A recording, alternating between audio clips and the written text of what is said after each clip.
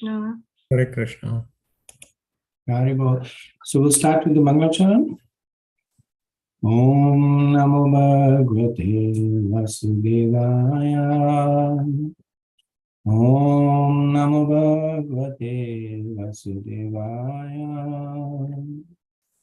Om Namo Bhagavate Vasudevaya. Om Agyantamirandasya Gyanam Janashalakaya Chakshuram Militam Yena Tasmai Shri Gurave Namaha. Jaya Sri Krishna Chaitanya Prabhu Nityananda Shri Advaita Gadadhar Shri Vasadi Gaura Bhaktavinda. Hare Krishna Krishna Krishna Hare Hare Hare Rama Rama Rama Hare Hare. Mukham karoti vachanam pangam nagati girim yatripatamam vande Shri Gurudinataranam Paramanandam Madhavam. Hare Krishna. Welcome once again after I'm guessing maybe a 3-week break. So we will resume our discussion on the 16th chapter of the Bhagavad Gita. We'll start with the presentations from the group, and then after that, I'll do a summary presentation of the chapter. So whenever the group 1 is ready, we can start. Hare Krishna, yes, Prabhu, I'm ready. Hare Krishna. So in 15th chapter, Krishna describes the banyan tree of the material world and the process of breaking attachment to this material world by the acts of detachment. Now in chapter 16, Krishna describes the fruit of banyan tree, which are of 2 varieties: good fruits, which are divine qualities that causes the liberation, and bad fruits, which are the demonic qualities that causes the bondage. So the practical application is to learn about the divine and demonic qualities and how they are cultivated according to one's varna and ashrama. Divine qualities are the one which devotees should aspire to cultivate, as they belong to godly man endowed with divine nature, and which helps them to render, and it becomes natural to perform devotional service to Krishna. And to achieve relief from the state of conditioned life, one must follow the scriptures to attain liberation and not the dictation of lower material modes. According to Srila Baldev Vidyabhushan, Arjuna asked Krishna, people hearing this are going to want to give up these qualities. What can they do to accomplish this? Krishna answered this question, and in this way presents us with our own choice: either adopt demonic life and become degraded, or reject it and obtain the supreme destination. So in order to get liberated from the cycle of birth and death and from suffering conditions of material life, one has to develop divine qualities by performance of sadhana bhakti. Hare Krishna.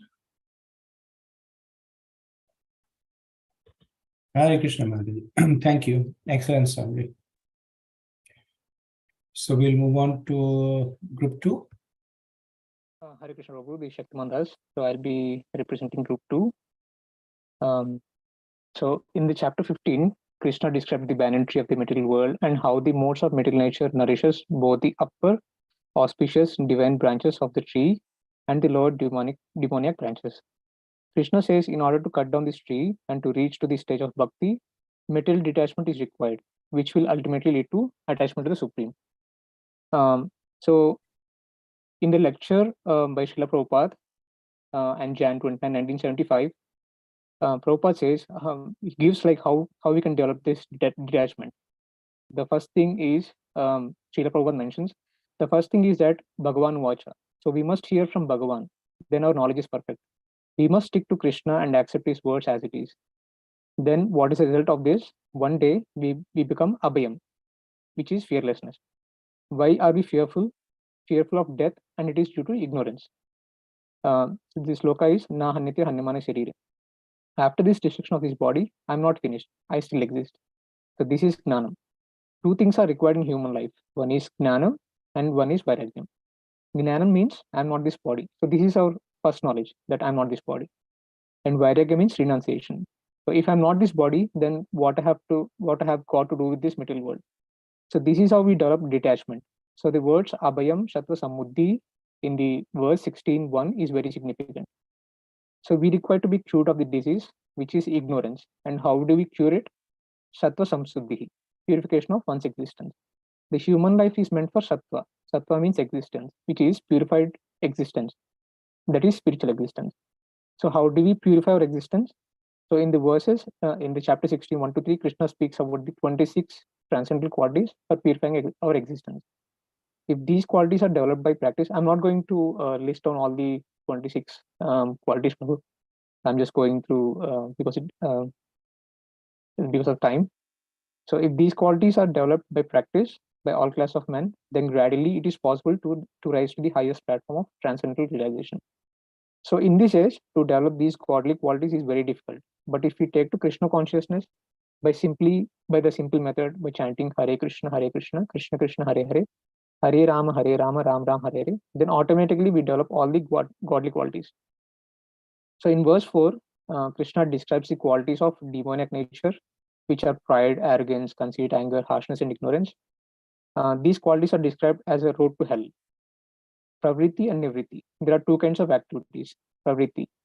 So if one does not know what kind of activities one accept and what kind of activities one should reject, if he does not know, then he is an asura, demon. So these demonic qualities are taken on by them from the beginning of their bodies in the wombs of their mothers. And as they grow, they manifest all these inauspicious qualities. In verse 5, Krishna describes the advantages and disadvantages of the demoniac and divine qualities.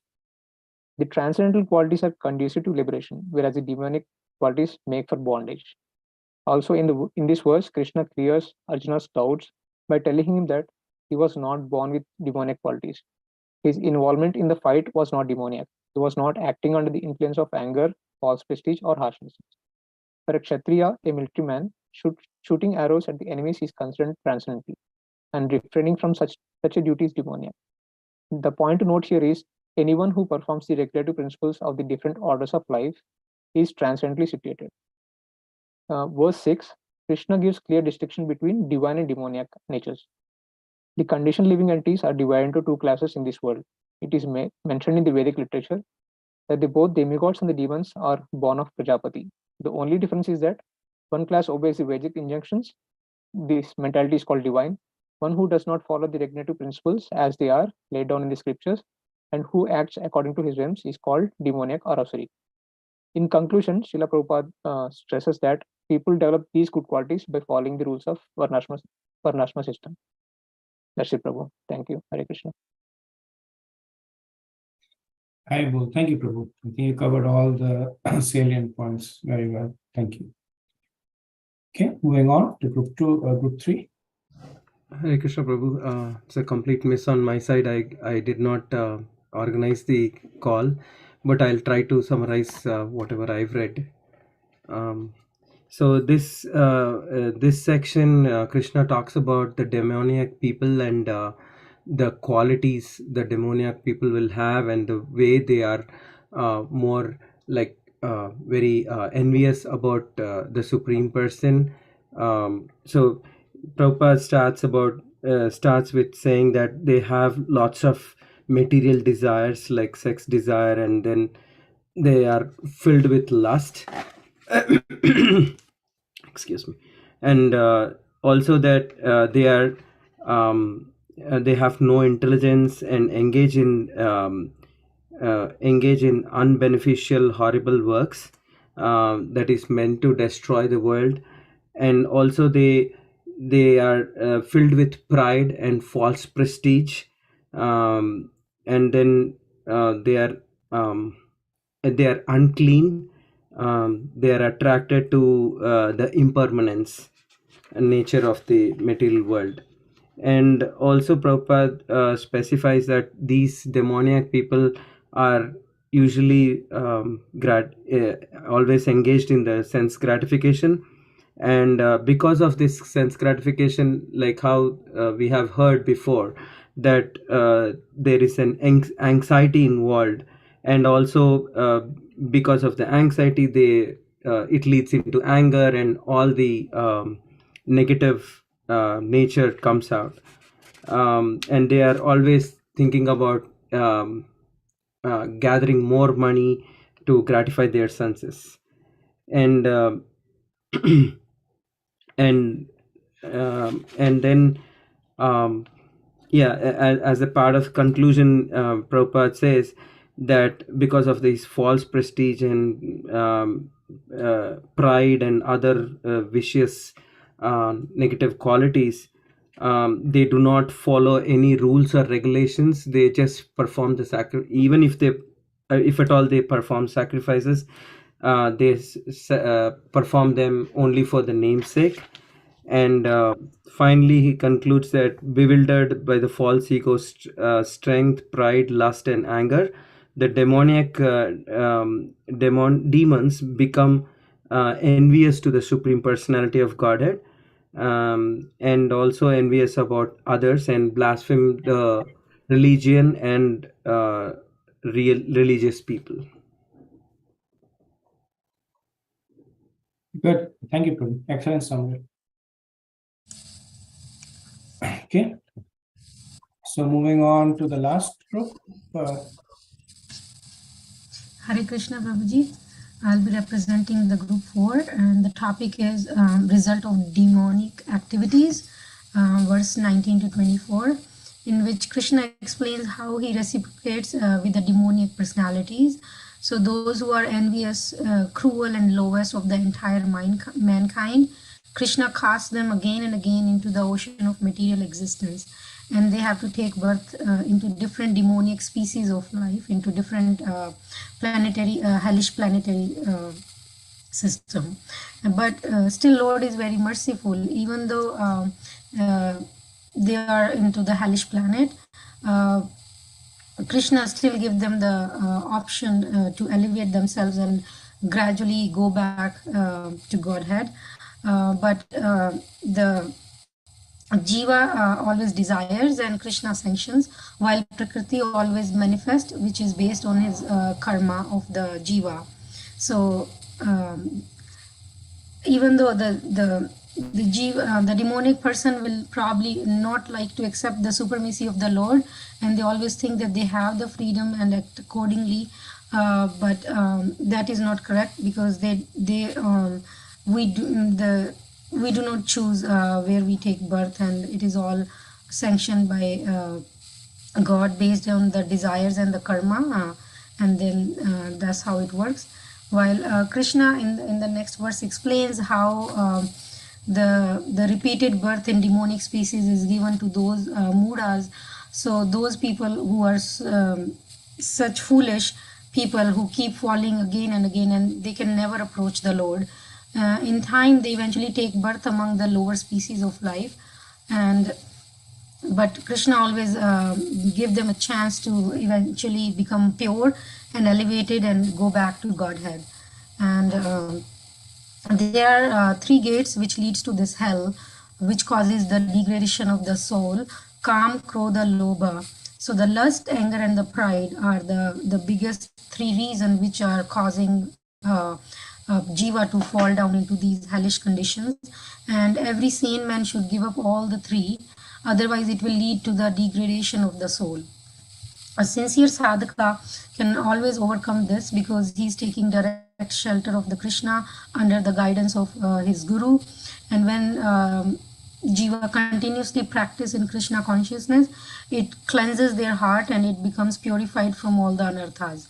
And also Krishna says later that the man who has escaped all the 3 gates to the hell, which is lust, greed and anger, such person performs acts conducive to self-realization, and they gradually attains the supreme destination, or which is the liberation.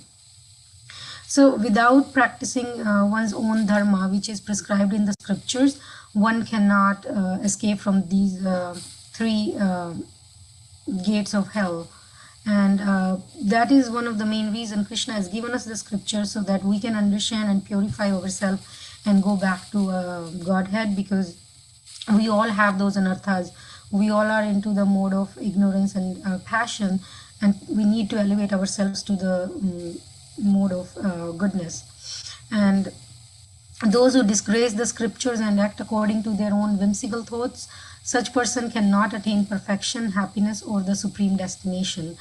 And one who doesn't follow the scriptural injunctions, their life becomes degraded and the problems arise more and more. So it is recommended that we follow the Vedic scriptures, and it explains what is the duty, and that is the dharma. And whoever doesn't follow them, they keep degrading themselves, and the one who follows keep elevating themselves. And the conclusion is that who follows the scriptures attains liberation, while who don't follow the scriptures go to the hellish planet. Hare Krishna. Thank you. Excellent. Very good summation. So thank you so much. And as I mentioned, the chapter is relatively straightforward. And I'm happy that each of the respective groups were able to extract the essence of the chapter and present it. So I'm going to share my presentation and then summarize the chapter.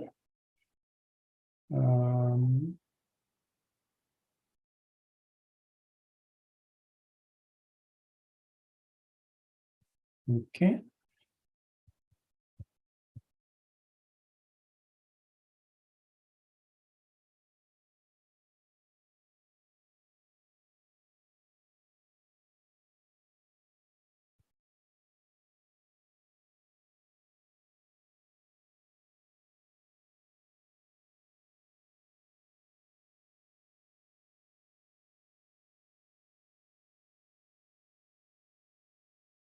So as was mentioned that the connection to the chapter is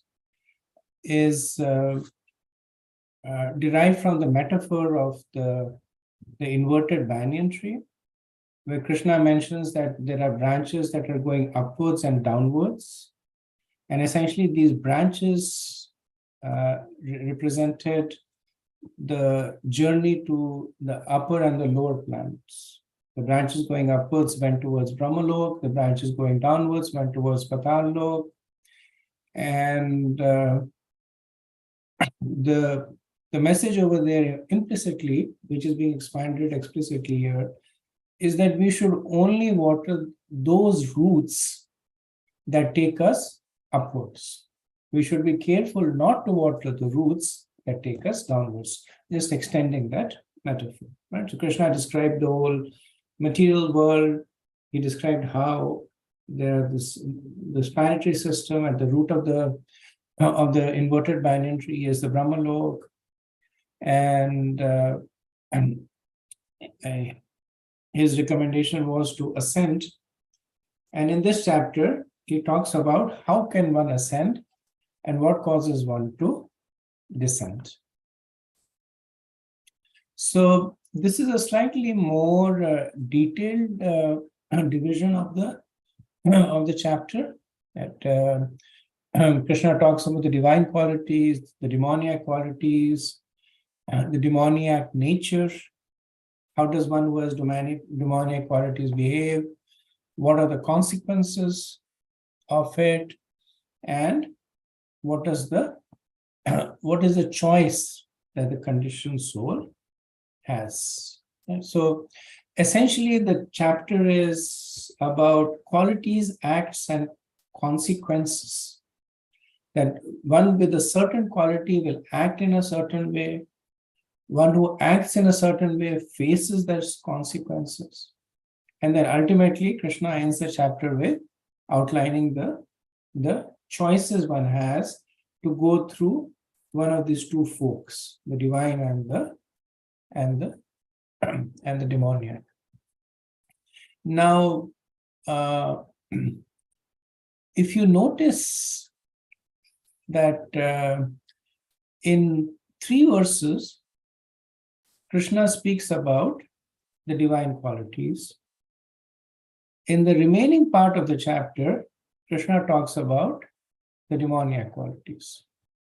So, can somebody help us understand that the chapter is divine and demoniac, and obviously divine qualities are more dear to Krishna. But why does he only speak very briefly about divine qualities and essentially focuses on the demoniac qualities?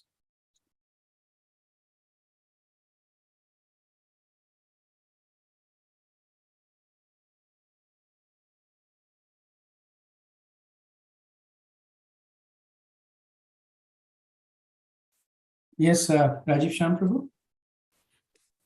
Hare Krishna Prabhu, Dandavat Pranam. I don't know, this is just my interpretation probably, that we can actually probably relate more to the demoniac qualities. I mean, I can say about myself, because I think a lot of those qualities are actually in me. And I think Krishna is wanting for us to, first of all, realize that this quality exists and where it will take us if we do not correct ourselves. Like when we talking to our kids, we know they have good qualities, but we are also always trying to correct their not so good qualities, things that they can improve on. That is my interpretation. Okay, very good. Thank you, Prabhu. Ajit Krishna Prabhu. So probably along the same lines, Hare Krishna, first of all, I think Krishna dedicates more of this chapter to demoniac because, like he said in one of the previous chapters, Mame Vamsha Jeev Loke Jeev Bhutas Nadma, and then he said Manashashtani Indriyani Pratisthani Karsati. So most of us are struggling with the senses, including the mind, and therefore it's easier for us to, there is more negativity than positivity in one sense, in the sense that there is more demoniac qualities than divine qualities. And therefore, he's helping us out here by enumerating or listing out all of the demoniac qualities that we should be aware of. Very similar to what Rajiv Shyam said, I think. Sure. Thank you, Prabhu. Good explanation. So I want to bring your attention to the 6th verse of the chapter, where Krishna says that in this world, there are two kinds of created beings. One is divine and the other is demoniac. Then he says, I have already explained to you at length the divine qualities. Now hear from me of the demoniac. Now, Krishna has spoken 3 verses about the divine qualities, but he's saying, I've spoken to you at length. And then actually, he will go and speak at length about the demoniac qualities. Right? And given the fact that whatever Krishna says is the absolute truth, how do we reconcile this?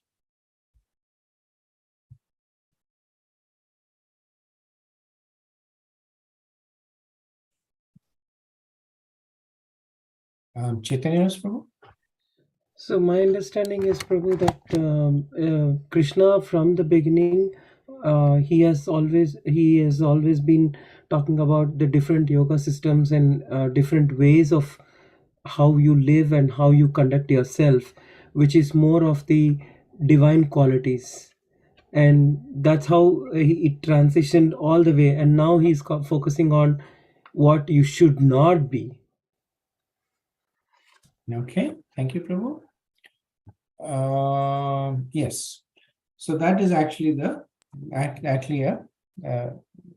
very pertinent observation, that when Krishna says that I've spoken at length, he's referring to the discourse that he has given Arjuna so far. In the 2nd chapter, if you remember, from 54 to 72, Krishna speaks about the Sthita Pragya. What is the quality of one who is properly situated? In the 3rd chapter, he glorifies those who are, when he gives the example of Maharaj Janak, glorifies those who work in a mode of detachment. In the 4th chapter, verse 19 to 24, he speaks about Nishkam Karma Yoga. Again, in the 6th chapter, he glorifies the quality of a yogi. In the 10th chapter, from verses 4 to 5, he speaks about the divine qualities. 12th chapter, 13 to 18, he enumerates the qualities of devotees. 13th chapter, 8 to 12, he talks about the items of knowledge.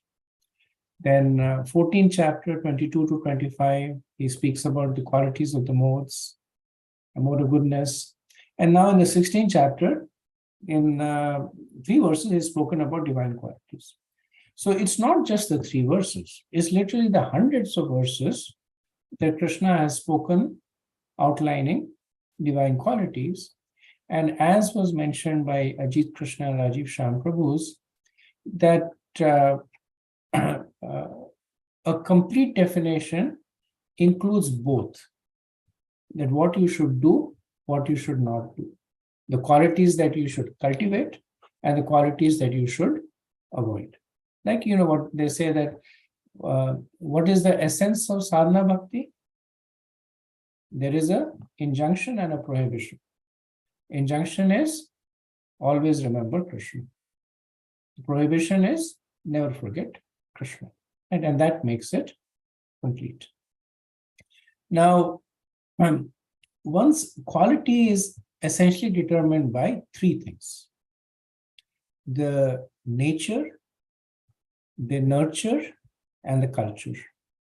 So nature is what one is born with. It's the result of your previous activities. In Nectar Devotion, we'll study how previous activity determines the current nature. Nurture is something that you cultivate. People, they may be born with a certain nature, but they're able to cultivate it, something different, based on their own desires. And culture is the qualities that one develops because of association. And since this chapter is not very rigorous, I wanted to tell you 2 stories that are actually told by Sita Devi. So one story is told by Sita Devi to Hanuman, that when Hanuman finds her in the Vatika, and there he observes that she is surrounded by these Rakshasis, and they are harassing her. And then at an opportune moment, Hanuman presents himself, and there's a wonderful conversation. Then Hanuman, when he's leaving, he says that these Rakshasis have been harassing you for such a long time. Let me beat them up a little bit for you. And Sita Devi said, no need for that. She said, no, it's only right. So Sita Devi said, let me tell you a story. And Hanuman says, of course. So she talks about a story from the scriptures where once a man was in the jungle and he was being chased by a tiger. So the man runs and runs and runs, and the tiger is running after him, and he climbs up a tree. Now, as he is climbing up a tree, he noticed that there is a big bear that is sleeping in the higher branches of the tree. So he stops over there. So the tiger then speaks to the bear and says that we are both animals of the jungle. We both feast on the flesh of others. So you push this man down. I'll eat a little bit, you'll eat a little bit. And the bear says, this tree is mine. This man has come into my tree. He has taken my shelter. So he's under my protection, right? And goes back to sleep. So the tiger changes tactics now. He speaks to the man who's a hunter, speaks to the hunter, saying that the only reason that I'm chasing you is because I'm hungry. If you push that bear down, I'll eat that bear. And my hunger will be satisfied. And then I have no interest in doing you any harm. So the hunter, and this is where the nature comes, the hunter has such a degraded nature that he goes and pushes the bear. So when the bear is falling, he wakes up and he catches hold of the tree and stops himself from falling. And again, he climbs up, goes back to his branch, and then gets ready to sleep again. So then the tiger says to the bear that, look, this man that you're trying to protect was trying to kill you. So it's time for you to get your revenge. So the bear says that just like this man is not able to give up his nature, I am not able to give up my nature. His nature is to cheat, and my nature is to protect. So Sita Devi says to Hanuman that it's the nature of these Rakshasis to act in the way that they are doing. But that does not mean that I change my nature. So one of the blurs that go around karma is that what others do to you is their karma. What you do to them is your karma. And so it makes two independent statements. It does not correlate the two. So this is Sita Devi's story in terms of nature. That one's intrinsic nature is very strong. The second story, which Sita Devi actually tells Lord Ram, that she sees that Lord Ram is moving around in the jungle carrying her bow. So Sita Devi begins to tease him, saying that you are in the jungle, there are no enemies over here. Why are you carrying this bow? Who are you trying to impress? So Lord Ram, by nature, is very sober. He says, no, I'm not trying to impress anybody. I'm a Kshatriya, so that's why I carry my bow. So Sita Devi says, let me tell you a story. So she tells him a story from the Puranas that there was once a sage who was performing very severe austerities. So much so that Indra got very much disturbed. So Indra goes to that sage, and that sage looks at Indra, gives obeisances to him, king of the demigods, says, what can I do for you? So Indra says, actually, I have to go for some work, but this is my sword. Can you take care of my sword while I'm gone? He said, yes, of course. So the Indra leaves his sword and disappears after that. Now the sage is carrying the sword along with him when he goes to do his tapa, when he's at home, and Indra's sword is battle scarred. So many battles have been fought. So the sage, just carrying the sword with him, his consciousness became polluted with the mode of passion. He began to think of the battles that Indra fought, the enemies that Indra killed. He began to wield the sword. And in this way, his austerities were broken. So Indra then comes back and says, thank you very much for taking care of my sword. And he goes away. Mission accomplished. So this is culture. This is how qualities become, one imbibes qualities by association. Okay. So the reason Sita Devi tells this story to Lord Ram is that you are in the jungle, which is in the mode of goodness. And you're carrying this sword with you, which is in the mode of passion and ignorance. So just by the culture of association, it is disturbing the mood. And then Lord Ram, he counters, and he says, even in the jungle, it's my duty to protect. So I'm not carrying this sword to attack, but to protect. So, so we see that as we go through life, then nature, nurture, and culture, there's a confluence of these three that is shaping who we are. By knowing these three, we can have better control on who we are. Now, we can't change our nature, but being aware of it helps us prepare for it. If somebody is naturally is very passionate, that's the nature, right? But how to counteract that? Be in the association of people who are sattvic.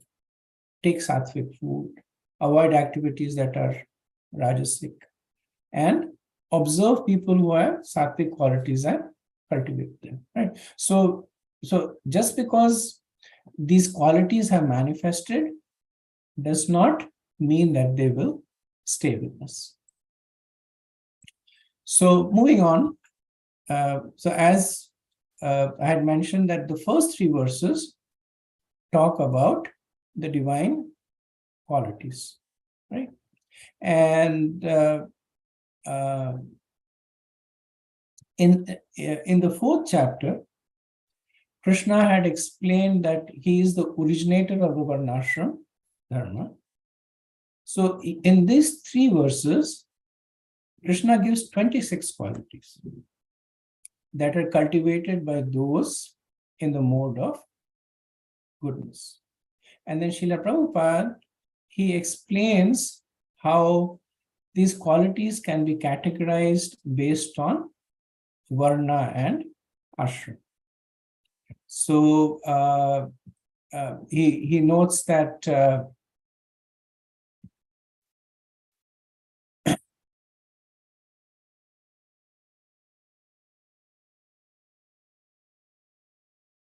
that in the sannyas ashram, abhayam, fearlessness, sattva samshuddhi, purification of one's existence, and gyan, knowledge.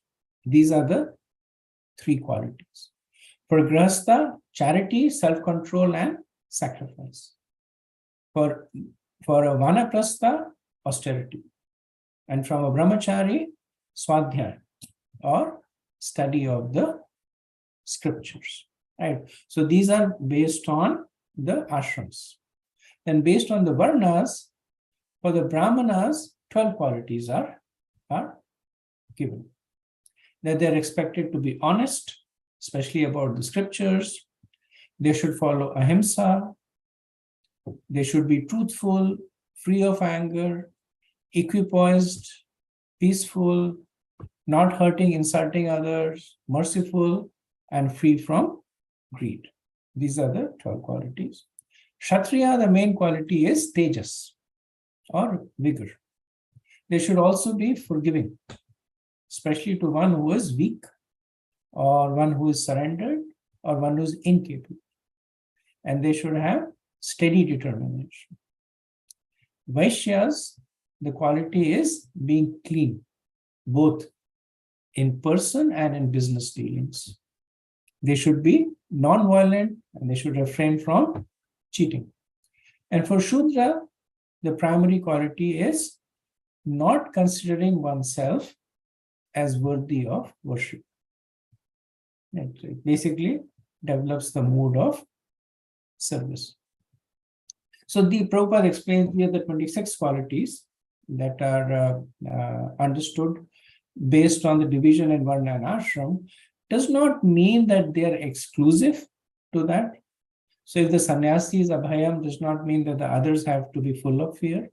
But the fearlessness is one of the primary qualities of the sannyasi. It is more prominent, right? Because they give up all means of support. They don't care where the next meal is coming. They don't care for a house or for any protection. So their main quality is that a lack of fear, which essentially comes from depending on Krishna. Okay, so these are the qualities, and these are not all the qualities, but just indicative of Brahman, Shudra, Vaishya. Okay, now Krishna is now done with the divine qualities. Now he comes with the demoniac qualities. Right? So in the 4th verse, he says pride, arrogance, conceit, anger, harshness, and ignorance. And as you go through the chapter, you will see that these qualities repeat. They repeat because in one way, Krishna talks about them as qualities, and later on, he talks about it as conduct, how the qualities manifest as behavior. So here, Krishna talks about pride and arrogance. So pride is damba, and arrogance is darpa. So what is pride? What is the difference between pride and arrogance? Pride is that one has qualities that they're proud of. Like somebody is a very good singer and they are proud of that. Arrogance is the person can't even sing, but then he still thinks I'm a great singer, right? So they don't have that quality. That's that part. Somebody is very knowledgeable, so the person is proud of the knowledge. Arrogance is the person doesn't know anything, but they pretend to know. So both these qualities are there. Anger, now Arjuna is a Kshatriya and he will demonstrate anger when he fights, but anger is mentioned over here as a weapon to intimidate the weak people. So people who are demoniac in nature, they generally demonstrate anger to the weaker people. When they're in the presence of stronger people, then there's no anger. Same situation. There is no anger. Now, example, now Indra, of course, is not demoniac, but he shows different qualities. We see that when the Govardhan Leela was done, Indra got very upset when the Brajvasis, they did not do the sacrifice for him. Now, just a few yojanas away was Kamsa. And Kamsa had also stopped the sacrifice for Indra a long time before that. Kamsa had said, no, Indra, no sacrifice for Indra. And when Indra found out about it, he said, that's okay. He's demoniac and he will be punished in due course of time. So he was very philosophical about it. But when he saw the Brajvasis stop the yagya, then he was very angry. Why? Because Kamsa was stronger than Indra. Kamsa defeated Indra, and not Brajvasi. That's the difference between proper and improper anger. And harshness is essentially anger that is expressed in speech that is meant to hurt others. So Krishna in the 4th verse, he uses the word cha. Cha means and Vishwanath Chakravarti says, Krishna uses the word cha to indicate that in addition to not having the 26 qualities that Krishna has mentioned so far, the demoniac people also have these qualities, right? So the 26 qualities, they have the opposite of them, right? Prabhupada says that these demoniac qualities are the royal road to hell. So moving on.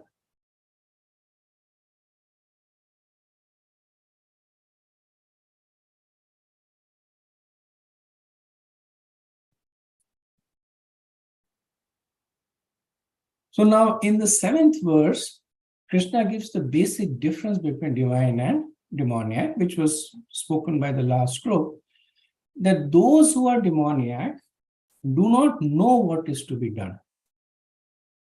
Right. So how does one know what is to be done? That Krishna will explain in the end of the chapter. That the scriptures tell you what need to be done.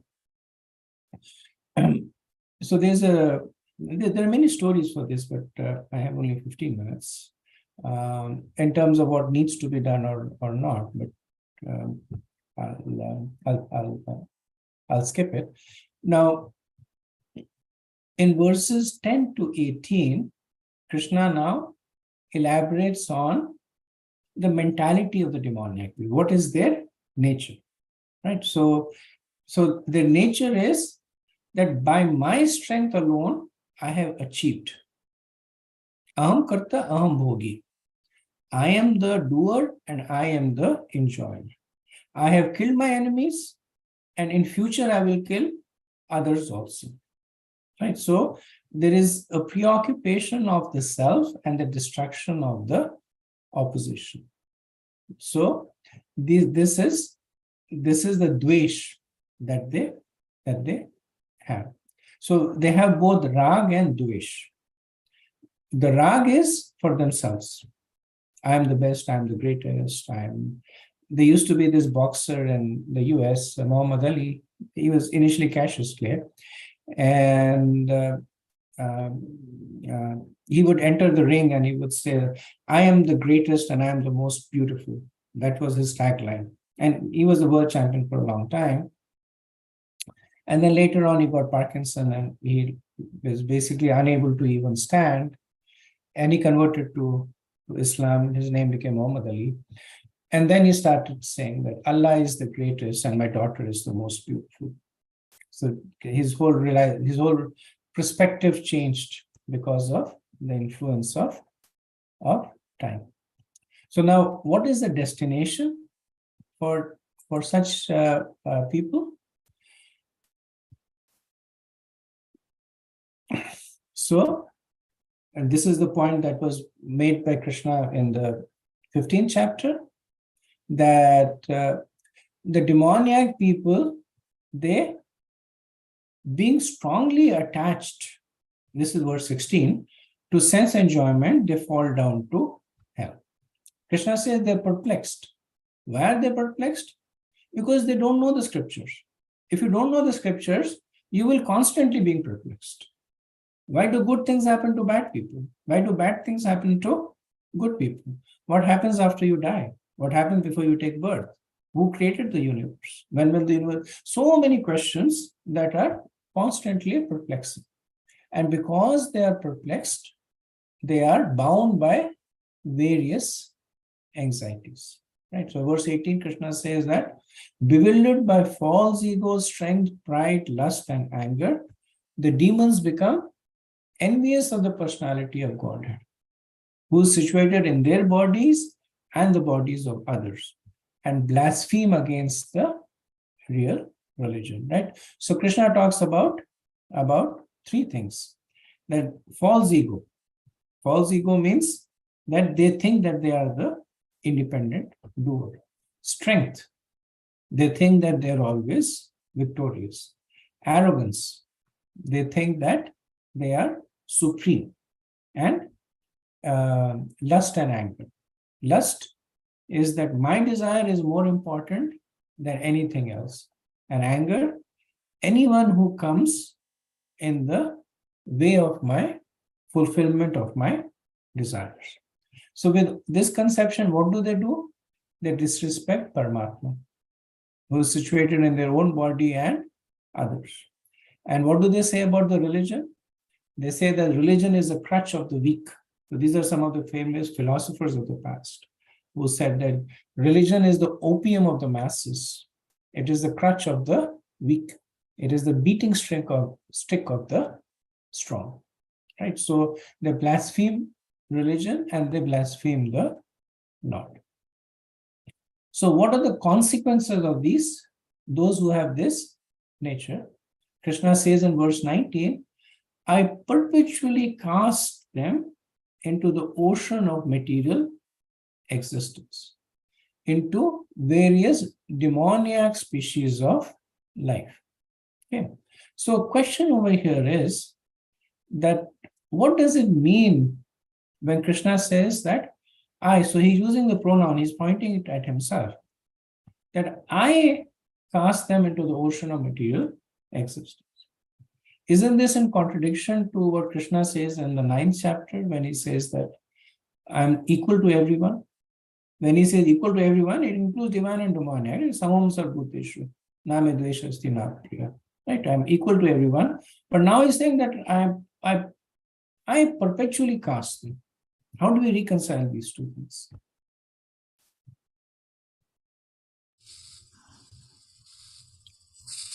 Okay, maybe somebody else. I think you had wanted to give others an opportunity. Yes, Narayani Mataji. Hare Krishna, is it because they have this desire and they're envious? So Krishna fulfills their desire, and also it's on their karmas and their propensity and their nature. Yes, so the right answer is karma. That when Krishna says, I perpetually cast them, he casts them through the law of karma. So he does not have anything to do with them. Because they do sinful activities, the consequence of that sinful activity is that they are cast into the demoniac species. But because the law of karma has been established by Krishna, even this statement is correct. When Krishna says, I perpetually cast them. Like it's like in a country, the government creates the law, somebody breaks the law, is put in jail. So you can say the government has put the person in jail. Actually, the person has put himself in the jail. But because of this confluence of cause and effect there. So verse 20, Krishna says that they take repeated births in the demoniac species of life, right? Which means that the spiral is downward. Now, again, this is not because Krishna is actively pushing them down, but because this is the nature of karma. That one, when performs sinful activity, one gets addicted to performing sinful activities. Okay. So, in the verse 21, Krishna, he gives the antidote to this. He said, what happens if somebody is interested in protecting themselves from being cast into this lower species? He says, avoid three things: lust, anger, and greed. Every sane man should give these up, for they lead to the degradation of the soul. Right? So it's not that Krishna is leaving this person high and dry, saying that you have these demoniac tendencies, I cast you into lower species of life, and perpetually you will take birth there. No. Now he's giving an escape route over here.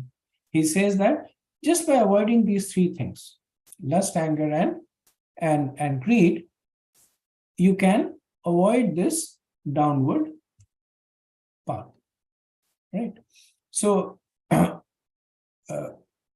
calm or lust is the strong desire to possess something, right? Whether it's the opposite sex or whether it is wealth. Now, when calm is not satisfied, it becomes krodh, like one becomes angry. When calm is satisfied, it becomes lobh.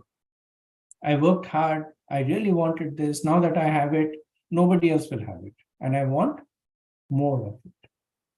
Right? So in this way, lust, anger, and greed, they feed into one another, and they become the nurturing pot for all the other demoniac qualities. Like Krishna has talked about so many qualities, but he says these are the three things that will mix with one another. So he says, give it up and you will be protected. So this we discussed in details. Why does Krishna speak about the demoniac qualities? Because he wants us to be aware of them. He wants us to see them in ourselves and make sure that so this is more for introspection. Like sometimes when we read the chapter, we say, now I know that my neighbor is a demon. Now I know that my colleague is a demon. It's not for that, right? Let me see if we have time for a story, well, maybe a short story. I mean, so there is an incident in the Puranas where once a pious king was giving food in charity to Brahmanas. So once, as he was about to give some food to a Brahman, on the sky there was an eagle flying, and the eagle had caught a snake. The snake was dead, but it was a poisonous snake. So as the eagle was flying, some of the poison from the snake, it fell on the food. The king gave the food to the Brahmana ate that food and died. Now, all these activities are being observed by Yamraj and by Chitragupta, who is the scribe. So Chitragupta is confused. Who is at fault over here? So he goes to Yamraj and he describes the incident. He says, I'm not able to figure out who should I ascribe the sin to. So he said there are three players over here. There's the snake, which was carrying the poison, but the snake was already dead. so I can't ascribe any sin to it. There is the eagle, and the eagle was simply carrying its food, so I can't ascribe any sin to it. And the king did not know. I cannot ascribe any sin. So Yamraj says, okay, just wait, and we'll figure this out. Now, it so happened a few days later, another Brahmana came to the kingdom, and he was seeking out the king. And there was a woman, so he approached the woman, and he says that, Mata, can you tell me where is the palace of the king? So the woman said, you go down this road, take a right. In that palace lives the king who is the killer of the Brahmanas. So as soon as Chitragupta heard of it, he said, now I know who to ascribe the sin to. So that sin went to the woman. Right? So simply by condemning others, one becomes party to their sin. That's why Krishna says, Api chet sudarachara bhajante mam ananya bhav, that he himself does not want to participate in condemning others. He's asking us, don't do that. So whether the sins are prescribed to them or not is secondary, but it definitely one becomes a party to it. Now, of course, this does not mean that one condones sinful activities, but it also, there's this saying, it's a biblical saying that one should hate the sin, not the sinner, right? So there's that difference between that two. So, what is the final message by Krishna? That the difference between these two kinds of people is that the divine people, they follow the scriptures. The demoniac people do not follow the scriptures. That's the root of the difference. So as devotees, it's something that is ingrained in us right from the beginning, that we try to do what has been asked by Guru, Sadhu, and Shastra. And that is compliance. Now, we are trying to be spiritually divine, not just materially divine. But this is the material reflection of it. Then when one is guided by the scriptures, because Arjun might say that now I have heard Krishna speak about divine and demoniac. I don't want to kill other people. I want to be divine. Krishna says, no. See what the scriptures tell you and act upon it with them. If the scriptures say kill, kill. That is divine. Right? This particular slide that I am showing is actually from the ISKCON temple in Chennai. They have this board, and I took a picture of there when I went. And it gives references to addressing different issues that one may have. So that's the end of the 16th chapter. This is for the 17th chapter. Again, it's a small chapter and only 28 verses. So if the groups can organize, and we'll start with Q&A on the 16th, then the presentation, and then we'll do about the 17th chapter, which kind of brings us towards the end of the Bhagavad Gita, one more chapter left. So after 17th chapter, one more class. Also, I wanted to see, Chaitanya's Prabhu, maybe we do a poll that if you wanted to have a class next Thursday is Thanksgiving. So, I mean, I think most of the devotees don't have traditional Thanksgiving, but it's also, it's a holiday. Yeah, so devotees have launched the poll. So if you can say yes or no. Yeah, this is really nice. The poll is changing as we see it. Yes, Prabhu. Right now, there's majority is no. Yes, Prabhu.